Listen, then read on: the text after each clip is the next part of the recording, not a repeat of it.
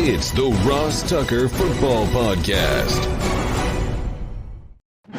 Oh, yeah, it is. But it's not just any Ross Tucker Football Podcast. It is a Wisdom Wednesday, presented, of course, by DraftKings. Sadly, by the way, my last day here on the gorgeous DraftKings set at the Phoenix Convention Center, Radio Row. I will be flying back tonight on the red eye. So tomorrow's episode with Greg Cosell will be a little bit later than it normally is because I got to get back to my house. Although all the shows have been dropping a little bit later this week because I'm out here in Mountain Time Zone. Did not know, by the way, Arizona was Mountain Time Zone. Hand up. I got to admit that. I did not know that Arizona was Mountain Time Zone. We are presented, of course, by DraftKings. We'll have new Spread the Word winners, sponsor confirmation email winners on Friday. So many good sponsors this week. Labatt Blue, yummy. Peloton, which is actually awesome. You drink the Labatt Blue at night, then you work out on your Peloton the next day. That's how that works. We'll have the YouTube shout out, youtube.com/Ross Tucker NFL. I already said it earlier in the week. I'll say it again. It's essentially mandatory if you've never checked out our YouTube page to go to youtube.com/Ross Tucker NFL this week just to see this amazing setup that they have for me here at the Super Bowl. It is incredible. You can also check it out on the clips that Jack posts at Ross Tucker Pod, at Ross Tucker NFL on the various social media platforms. So excited for today's guest. We got Fran Duffy from the Philadelphia Eagles. So Friday, we had Brandon Thorne breaking down the O-line, D-line for the Super Bowl. Monday, we had Brett Coleman. That was a little bit more talking about some of the skill guys. Yesterday, we got the Kansas City flavor. Today, we'll go hardcore with a Philly guy. Tomorrow, it'll be Greg Cosell. And then Friday, I kind of have a potpourri of guests for Friday, including maybe the key player in the Super Bowl will be on the show on Friday. He might be the single most important player to the outcome of the game. He'll be on Friday. Very, very much looking forward to that. Before we get to Fran, I do want to make sure, I mentioned it earlier, you all know that Peloton makes bikes. There's so much more than that. You need to change up your workout routine. I'm a huge believer in that. You can't just keep doing the same thing all the time. What do they call that? Body confusion or muscle confusion? Get some strength training in. Get some interval training in. Get some boxing. Get some yoga. Peloton has instructors for all of those classes. They also have all kinds of different length of workouts. 10-minute power walk, 30-minute endurance ride. Love the music. I always listen to the music as my wife is walking on her Peloton treadmill. She loves it. Sometimes she just does the 10-minute power walk. Other times she'll do like a 30-minute walk.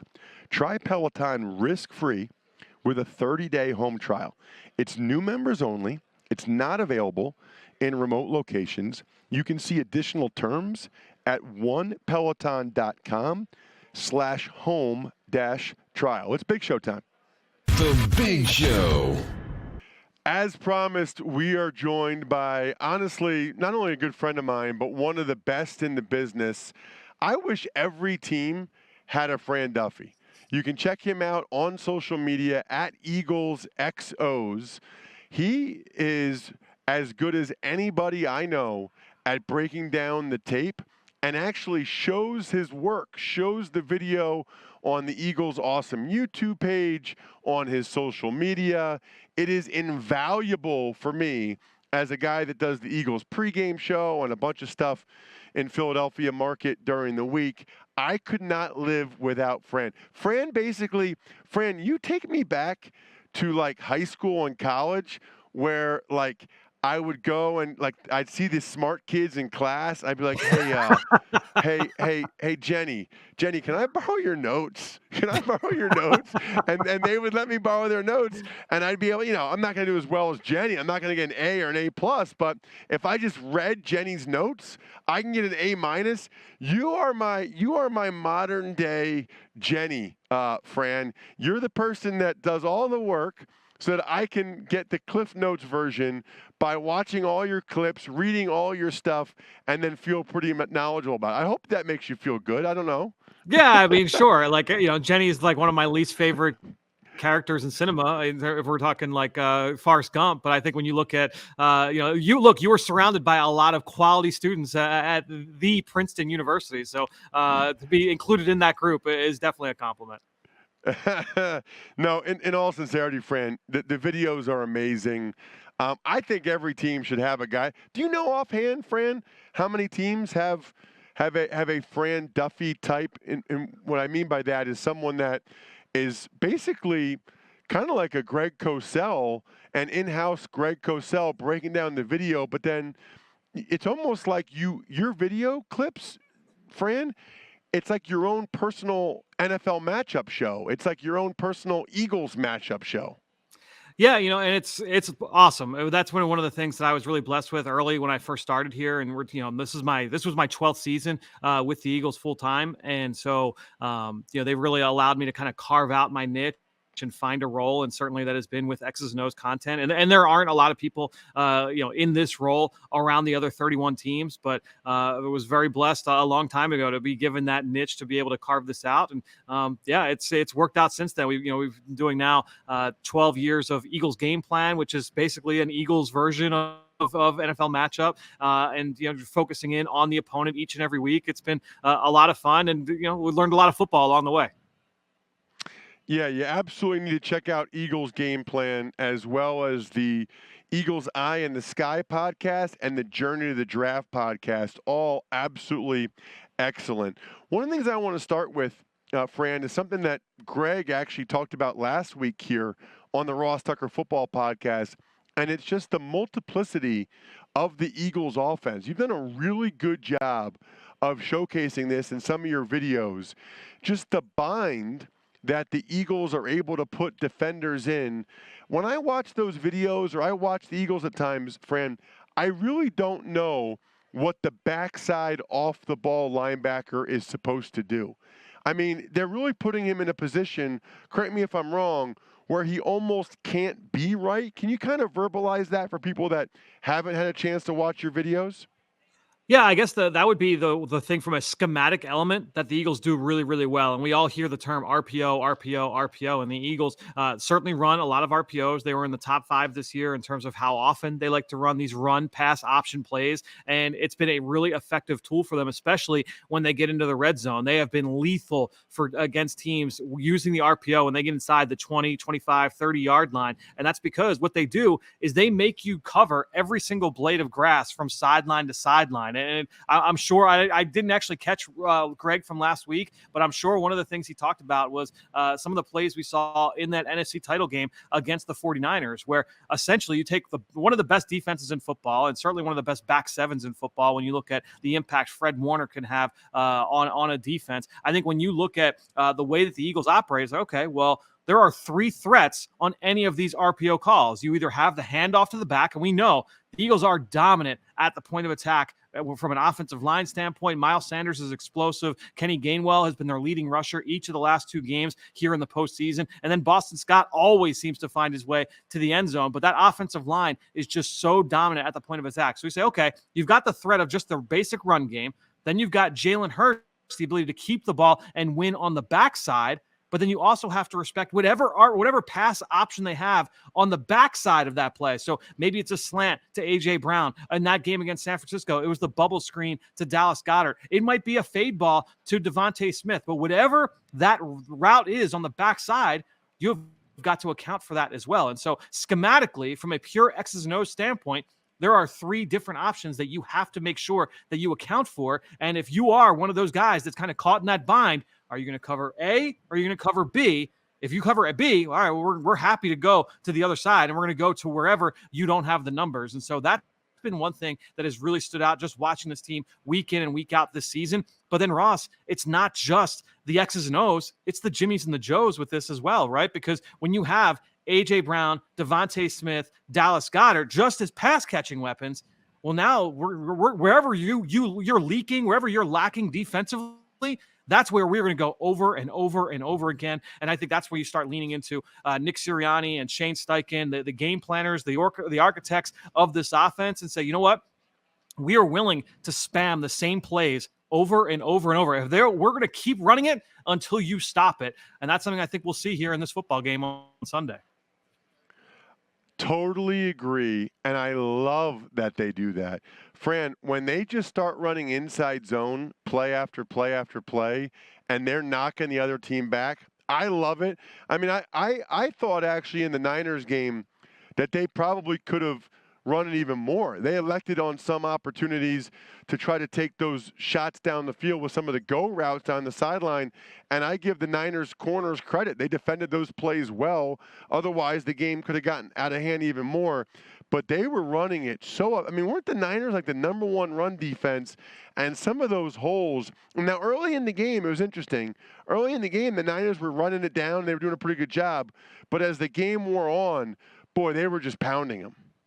And that's the thing, is you started getting into some things formationally that the Eagles were doing to try and get the numbers to their side on the play side of those runs, where, you know, maybe you're putting 3 receivers to the boundary and trying to get some of those second and third level defenders away from the direction of the run. And that's where the chess match kind of went back and forth there between the Eagles offense and the 49ers defense. But again, that's what, you know, I think ultimately when you look at, you know, essentially option football in college, it can be a great equalizer, right? That's why you see Army and Navy and the service academies run a lot of option football, because it can be a great way to raise the floor of your offense and match up against a more talented defense. But when you do that with A-plus talent, which the Eagles have both in the trenches and from a skill position standpoint, well, now you're cooking with gas, and it's just tough to stop. And it's been a huge challenge. Whenever Jalen Hurts has been healthy, you know, that's what makes this matchup against Kansas City so fun. These have been the two most dominant offenses. Whenever their starting quarterbacks are in, these two offenses have been better than anybody in the NFL, and that's a big reason why when you look at the way that the Eagles play schematically.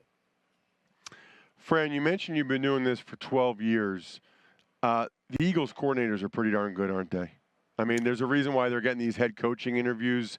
They've been pretty impressive. Young guys that, to be honest, I didn't know that much about until they got these jobs. But Sirianni did a heck of a job picking Steichen and Gannon. Yeah, a lot of credit to those guys and the assistants as well, Ross. I think when you look at a lot of these, a lot of the players here on this Eagles roster, both offensively and defensively, a lot of these guys are playing the best football of their career. And so you give a lot of credit not just to the scheme and the game plans on a weekly basis and the execution, but then also just what they put in during the week of practice, what they've done in the offseason. And you look at linebackers coach Nick Rallis and offensive line coach Jeff Stoutland and running back coach Jamal Singleton and defensive backs coach Denard Wilson, right? All of these guys have done such a great job of being able to connect with these players, realize, hey, this is what this guy does well, or this is what this guy doesn't do as well. We're not going to ask him to do the latter. We're going to lean hard into the former. And then obviously the connection part of being able to get on the same page with these guys on a personal level, that shows up time and time and time again when you see a lot of these sideline interactions. We post a lot of access content to our YouTube page that you mentioned earlier, and it's like you see those interactions on a weekly basis, and it's easy to see why this team is as tight knit as they are. Okay, let's talk about when the Eagles have the ball. Yeah. How do you think the Chiefs are going to defend them? I mean, I know you've studied a lot. You've watched a lot of Steve Spagnuolo. Yep. You know what the Chiefs like to do. I actually talked about this a little bit earlier in the week with Brett Coleman, who does a good job breaking down video as well. Your thoughts on what the options are for Spags and what you think he might end up doing? Well, I think it's interesting to kind of differentiate the identity of a Steve Spagnuolo defense this year versus what we've seen traditionally in Kansas City, where it's been much more man coverage and much more blitz in years past. Now, this year, they've got a bunch of young guys on the back end. There was a lot of turnover in that secondary. And, part of that, I would think that that's a big reason why we're seeing less blitz and less man coverage is now you're seeing a lot more umbrella zone, a lot more split safety defense, and a little bit less blitzing. Now, I would expect that will carry over into this game. That said, one theme that we've seen really on a weekly basis here this year is that teams are going to blitz at a little bit more of a higher clip against this Eagles offense than what they typically do. So I do think you're going to see some unique blitzes there from Steve Spagnuolo. I just don't think it's going to be to the level that we've seen from him in years past. And so, and look, playing man coverage against this Eagles offense, that's risky business. You go back you watch that game on prime time, Sunday Night Football, Eagles-Packers, what was it, week 10, week 11, Ross? That's the way that they wanted to live. They said, you know what? We're going to get into sub-package. We're going to get into our dime defense. We're going to play man-to-man coverage, and we're going to heat up Jalen Hurts, and we're going to make him beat us. Well, he ran for almost 200 yards as an individual in that game. He ran for over 120 in the first half. And so I think when you look at Jalen Hurts, anytime that you're going to try and see if you can send extra pressure at him, he's got the ability to beat you with his legs. But then also, especially in the second half of the season, he has shown a lot more willingness to cut it loose down the field and say, hey, you know what? If you're going to try and send more bodies at me, you better make sure you cover Devontae Smith and A.J. Brown, because nobody has more yards this year on go balls than A.J. Brown. And Devontae Smith is not far behind him. So I think when you look at their willingness to attack downfield against the blitz, that could be an X factor in this game if Steve Spagnuolo decides he's going to turn the heat up on Jalen Hurts. So the next question is, why is the blitzing, why is Jalen Hurts running so effective against the blitz? Well, I think it's kind of twofold. It depends on if it's going to be man coverage behind those blitzes or if it's going to be zone. And I think you'll see probably a mix here in this game. We've seen Kansas City at times this year use a spy, and that's why going back and watching, all right, well, how do they defend some or more of their athletic quarterbacks on the schedule? And we've seen them go conservative and go kind of like 3-man mush rush with Chris Jones as a contained player outside and rely on those guys to be able to win up front with an athletic linebacker like a Willie Gay as the spy. And then you've got a lot of bodies in coverage. Would not shock me at all if that's what we see the majority of third downs in this game. But at times, I do think you'll see some extra pressure. I think you'll see Trent McDuffie. I think you'll see Nick Bolton, right? You'll see those guys coming from the second and third level to get after Jalen Hurts. And if they're playing with zone coverage behind it, I think that's where now, if you're Jalen Hurts, you've got to be able to win with your arm. And we've seen this year that he has shown the ability and improved ability, by the way, to be able to do that. He was not doing it at a super high rate last year in 2021. This year has gotten better. And look, the first half of the year, a lot of those answers included the screen game. And that was a lot of Jalen's work, right? A pre-snap. Hey, you know what? It's going to be a blitz. It's going to be coming from the left side. Let's throw a screen into this and throw it to where the defenders aren't, right? And that was a very successful tool for them in the first half. But there was a change where I kind of noticed that line of demarcation for me was at the bye week. It was a week 8 bye week. They came out in week 9 against the Pittsburgh Steelers, and it was bombs away downfield. And you look at the games after that, a lot of the answers against the blitz were some more of those vertical passes, and they love those empty sets, Ross. If they feel like it's going to be a pressure situation on third down, well, let's go into empty, because now we are making the defense declare. If the offense is completely spread out and Jalen Hurts is in the shotgun by himself in the backfield, as a defense, trying to disguise anything is a moot point, because the ball's going to be out too fast for that disguise to be able to work. And so that's been also a really good tool for the Eagles to just kind of inject some truth serum into the defense. That's something we could see in this game on Sunday too. All right, so then on the other side, what will you be looking at when the Chiefs have the ball? What's the key there in your mind?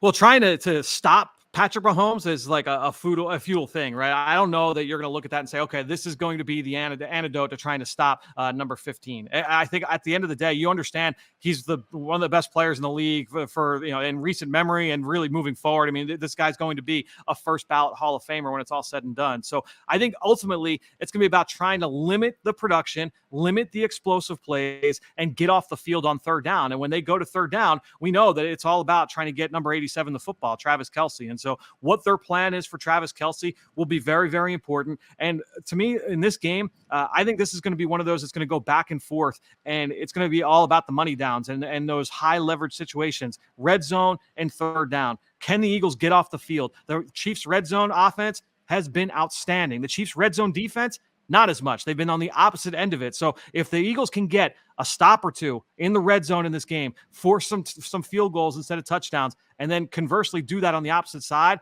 that's something that will go a long way here in this game, trading 7 points for 3. And a big part of that, obviously, again, is stopping Travis Kelce. We'll get a better sense of the health of the rest of the receivers as the week progresses. We don't know at this point what it looks like for Kadarius Toney. It looks like no Mecole Hardman. Juju Smith-Schuster's a little banged up, but it looks like he's going to go. I think if you were able to go into this game with no Mecole Hardman and potentially no Kadarius Toney, that takes a lot of those big motion players, the eye candy players, out of that offense for Kansas City, and that would be a big boost here for this Eagles defense as well. But you and I both know that pass rush is that's the X factor here in this game for the Eagles defense. Fran, I can't believe the numbers Mahomes put up this year without Tyreek Hill. It's crazy. I mean, for him to be able to change his game the way, I mean, you know, that's the part that's most impressive to me. I guess the Eagles have to take away the initial throws, right? They got to take away the quick throws.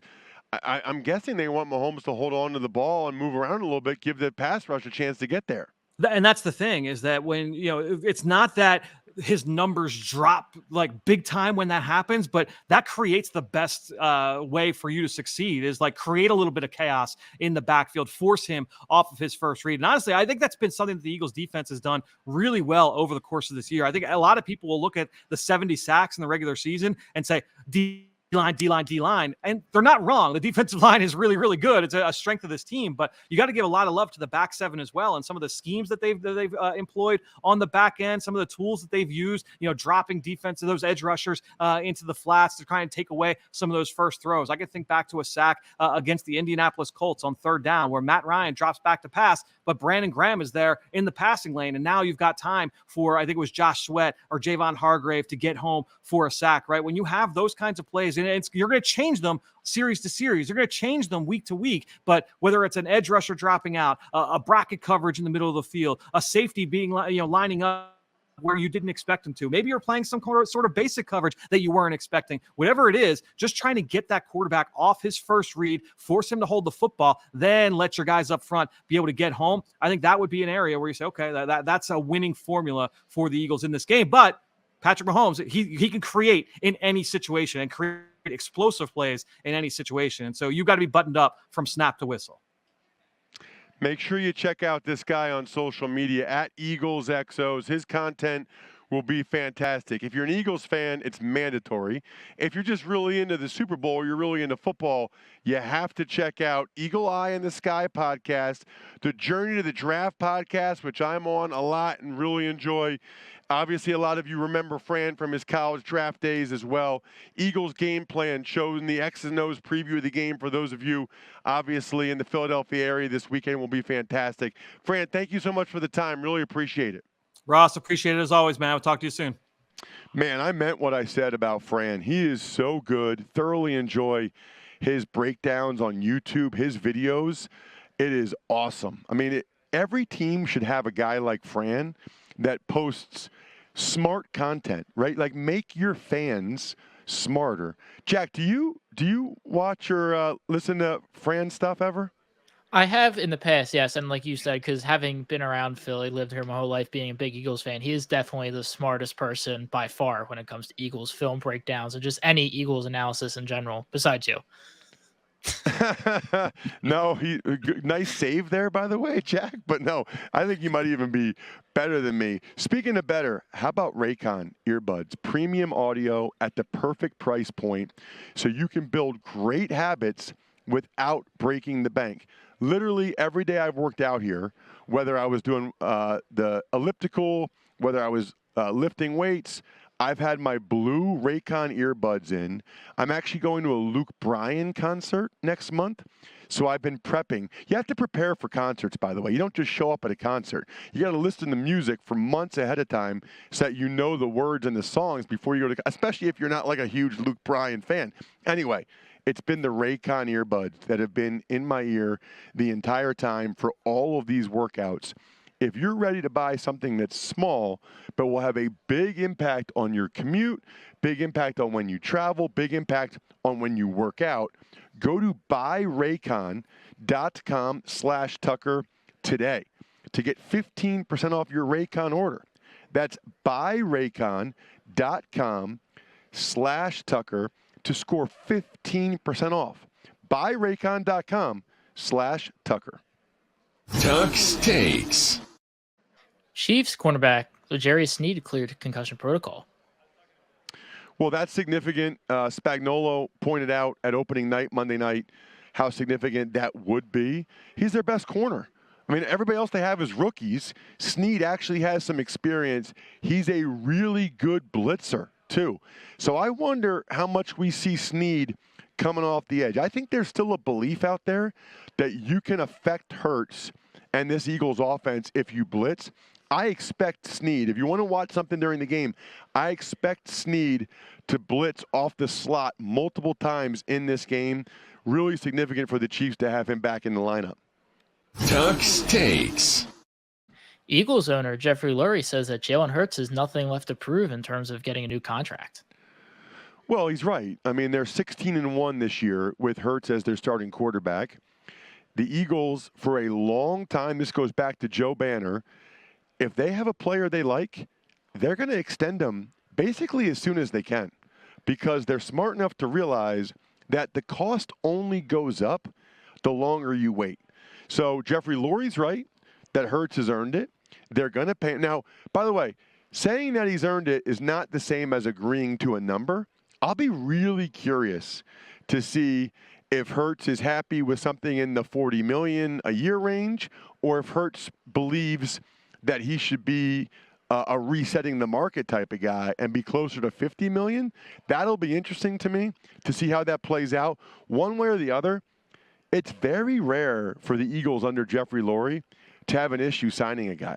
I mean, when they like a guy, they usually get that deal done, and they will, which, by the way, is also one reason why I've been telling my buddies that are Eagles fans, enjoy this Super Bowl because Hurts is about to get paid, and the Eagles have a bunch of free agents, a lot of free agents.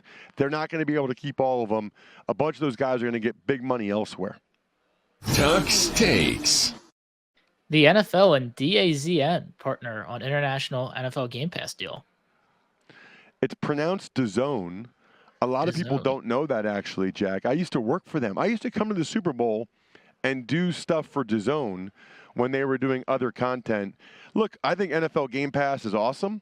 So if this ensures that our international listeners, international fans can continue to watch the condensed versions of the games, continue to watch the All 22, I think it's great. Anything that enables fans to get closer to the game and to consume it in a different way is awesome. Speaking, by the way, of consuming, that wasn't even, Jack, that wasn't even intentional. That was not even intentional. Super Bowl is Sunday.